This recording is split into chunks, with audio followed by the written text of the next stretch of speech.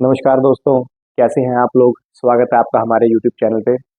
दोस्तों, आज का हमारा विषय है टीडीएस कट गया, अब क्या करें। मैं आपको इसके ऊपर एक छोटी सी स्टोरी सुनाता हूँ। पहले तो आज की वीडियो हमारी स्टोरी बेस्ड रहेगी। क्या होता है कि एक बार एक पर्सन, उसने अपनी कोई शॉप, घर या ऐसा कुछ भी चीज अपनी रेंट आउट दी किसी कंपनी को। तो उसने फोन किया अपने सीए को कि मुझसे ये कंपनी वाले या जो भी जिनको मैंने रेंट पे दिया है, तो वो मुझसे पैन नंबर मांग रहे हैं, तो क्या मैं अपना पैन नंबर दे दूं। तो सीए ने कहा हाँ दे दो, पैन नंबर तो मांग रहे हैं, दे दो आप। उसने अपना पैन नंबर उनको दे दिया। थोड़े दिनों के बाद क्या हुआ, जब रेंट का अमाउंट क्रेडिट हुआ उस पर्सन के अकाउंट में, तो उसका फोन फिर से गया सीए के पास। उसने कहा कि सीए साहब, मेरा तो कट गया,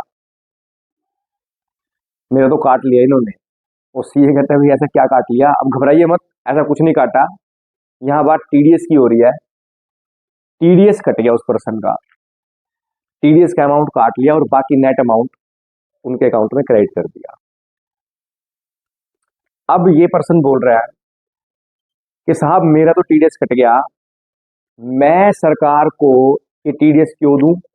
मैं पैन नंबर ही ना देता, मेरा टीडीएस ना कटता। अब सीए उसे समझा रहा है कि नहीं भाई साहब, ये गवर्नमेंट का रूल है। अगर आपको एक जो लिमिट से अपर लिमिट पे जाने के बाद अगर कोई अमाउंट मिलता है जो कि टैक्सेशन की लिमिट को एक्सीड करता है, बिलो टैक्सेबल लिमिट को एक्सीड कर जाता है, तो टीडीएस के प्रोविजंस के तहत आपका टैक्स कट जाएगा इनकम टैक्स एक्ट के अनुसार। अब उसे ये बात समझ में नहीं आ रही। वो तो सोचता है कि यार इसने बंदे ने मेरे को ये बात बताई नहीं और मेरा टीडीएस कट गया, ये बंदा बेकार है।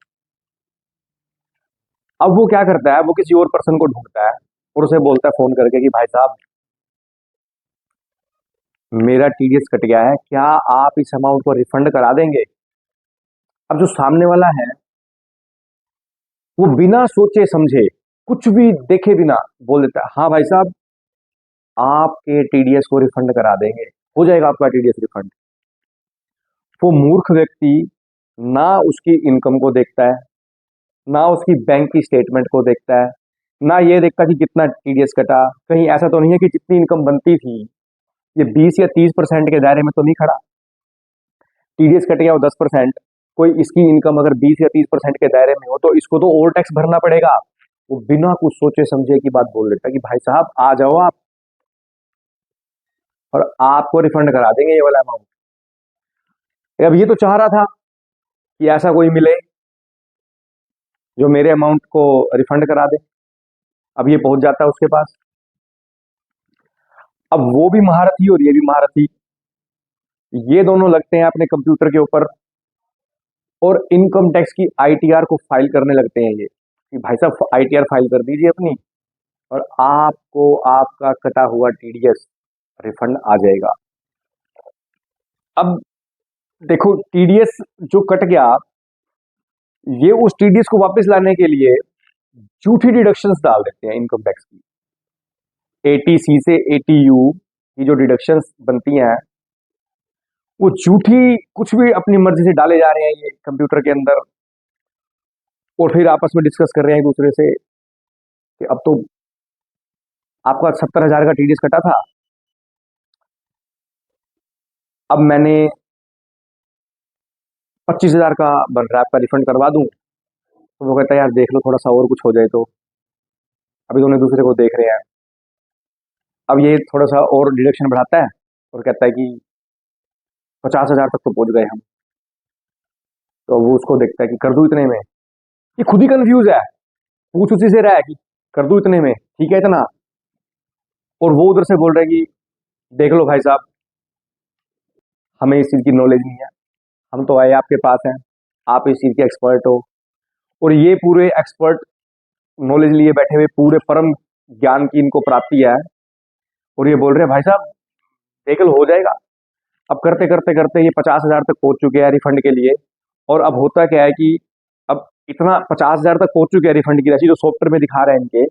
अब होता क्या है कि 50,000 की राशि इनको रिफंड आने लगती, इनको दिखाई दे रही है कि 50,000 की राशि में रिफंड आने वाली है।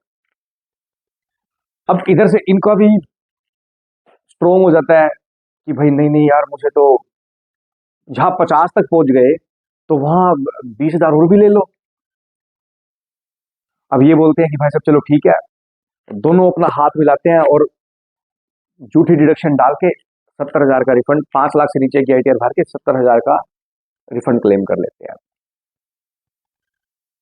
अब ये उठते हैं, अब ये पूछते हैं कि भाई साहब आपकी फीस कितनी हुई। तो बोलते हैं भाई साहब देखो 70,000 का आपका रिफंड कराया है तो हमारे 2,000 तो बनते ही हैं, 3,000 तो बनते ही हैं।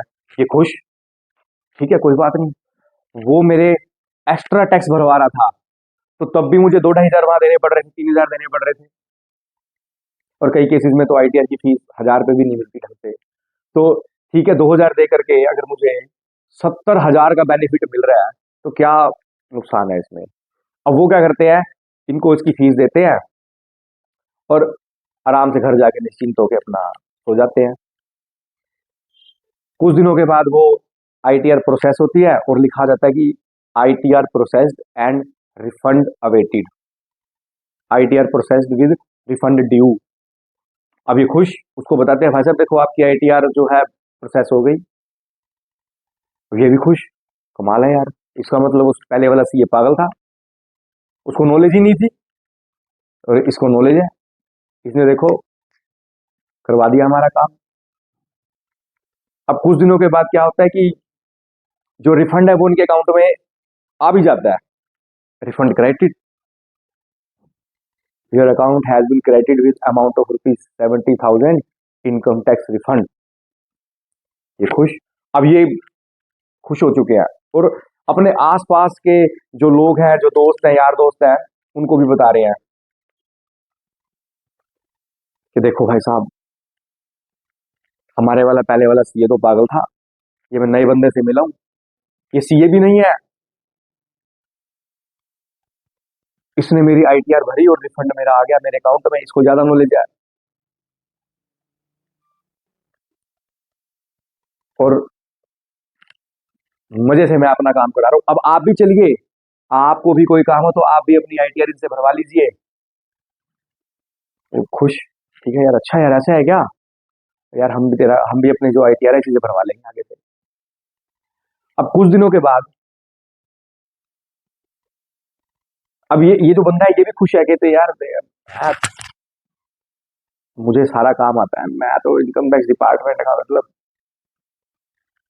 अब कुछ दिनों के बाद इनके पास एक मैसेज आता है, उसके ऊपर लिखा हुआ होता है इनकम टैक्स नोटिस। अब इसके कान खड़े हो जाते हैं, ये क्या आ गया। अब ये भागा भागा जाता है उसके पास कि भाई साहब ये क्या हो गया। अब वो बंदा, उसे वो उसे क्या पता कि यार इनकम टैक्स के पास पावर है। आईटीआर प्रोसेस होने का मतलब ये नहीं है कि वो आपकी असेसमेंट नहीं कर सकते। आईटीआर प्रोसेस हो जाने का मतलब ये थोड़ी है कि सब कुछ ओके हो गया।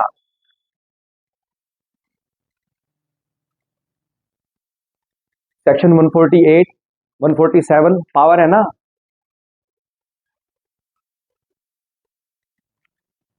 कितने ही सालों के बाद खोल सकते हो, सब लिखा हुआ है एक्ट के अंदर। ये सोचते हैं बस ठीक है जी हमारा तो आईटीआर प्रोसेस हो गई और आ गया रिफंड, अब कोई कुछ नहीं कहेगा। एक केस में क्या हुआ, मेरे एक मित्र हैं, उन्होंने, वो चार्टेड है, उन्होंने डिडक्शंस डाल के क्लेम कर दिया कि उनको रिफंड भी मिल गया। कुछ दिनों के बाद उनको नोटिस आया कि हम सिर्फ आपसे ये जानना चाहते हैं कि आपने जो ये पी एंड एल के अंदर एक्सपेंडिचर दिखा रखे हैं इनके कोई एविडेंसेस दे दीजिए हमारे को। है ही नहीं, दोगे कहाँ से, जो डिडक्शंस क्लेम कर रखी हैं वो दे दो आप हमारे को, उनके प्रूफ दे दो। है ही नहीं, दोगे कहाँ से। अब यहाँ पे असेसी बोलता है कि मैं रिफंड वापस करने को तैयार हूं, नहीं चाहिए, इनकम टैक्स डिपार्टमेंट कहता है नहीं चाहिए रिफंड। रिफंड तो हमने ही तुम्हें दिया है, लेना भी जानते हैं हम तुम्हारे से। तो बिना बात के लालच में ना पड़ो। अगली वीडियो में बताऊंगा नोटिस आ गया अब क्या करें, और नोटिस के आने का बाद कितने टाइम तक नोटिस आ सकता है, और आने के बाद क्या करना चाहिए। कुछ लोग नोटिस को भी इग्नोर करते हैं, नोटिस आ जाता है उसको इग्नोर करते रहते हैं, फिर डिमांड कंफर्म हो जाती है, फिर अपील में भागते हैं। अगली वीडियो में आपको बताऊंगा कि नोटिस आ गया क्या करें। और अब यहाँ पे मेरा जो आपको सुझाव है वो ये है, कोई लालच ना करे। टीडीएस कट गया है, अपनी एक्चुअल आईटीआर फाइल करें, जो आपके खर्चे एक्चुअल है करें, दिखाएं, प्रॉफिट एंड लॉस बनाएं, नेट प्रॉफिट कैलकुलेट करें, उसके हिसाब से आईटीआर भरें, जो डिडक्शन एक्चुअल बनती है वही फाइल करें। व्यर्थ की डिडक्शन, बिना बात की डिडक्शन, झूठी डिडक्शन मत डालें। कल को अगर नोटिस आ गया तो इसका मतलब फंस गए। अब आप ये मत सोचिए कि मेरे एक मित्र ने, मेरे रिश्तेदार ने भरी थी, उसको तो नहीं आया, वो बच गया, वो भाग्यशाली होगा। लेकिन अगर आपके पास आ गया नोटिस तो आप क्या करोगे? फंस के खड़े हो जाओगे। इससे अच्छा है सही राह चलें, सही तरीके से टैक्स पे करें, और अच्छे तरीके से एक अच्छा टैक्स पेयर बन के देश के निर्माण में सहयोग करें। ये मेरा सुझाव है आपको। तब तक के लिए नमस्कार, अगली वीडियो में मिलते हैं फिर। जय हिंद।